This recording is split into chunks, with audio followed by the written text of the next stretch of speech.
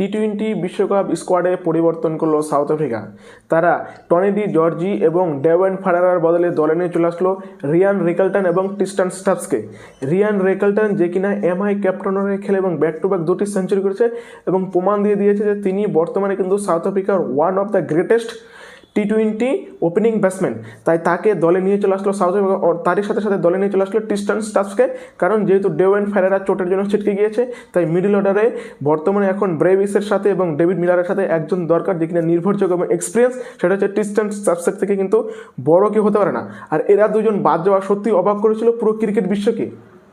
এমনকি south African যেসব legend ছিল, বিশেষ করে ডেলি স্টেন থেকে নিয়ে এমনকি ডিভিলিয়ার্সের মতন লেজেন্ডরা কিন্তু প্রশ্ন করেছিল সাউথ আফ্রিকার এই সিলেকশনে যে কেন ট্রিস্টান স্টাফস এবং রিয়ান রিকেলটন দলে নেই। কিন্তু অবশেষে সাউথ আফ্রিকার চোখ খুললো এবং তারা এদের দুজনকেই দলে রাখলো, এবং যার ফলে সাউথ আফ্রিকা কিন্তু আরেকটা শক্তি চলে গেলো। কারণ যেহেতু এখানে আমাদের হচ্ছে নেই, হেনরি ক্লাসেন নাই, এবং যার ফলে কিন্তু মিডল অর্ডারটা একটু হলেও কমজোরি দেখাচ্ছিল সাউথ আফ্রিকার, এবং তার পরিবর্তে এখন ট্রিস্টান স্টাফ চলে এসছে।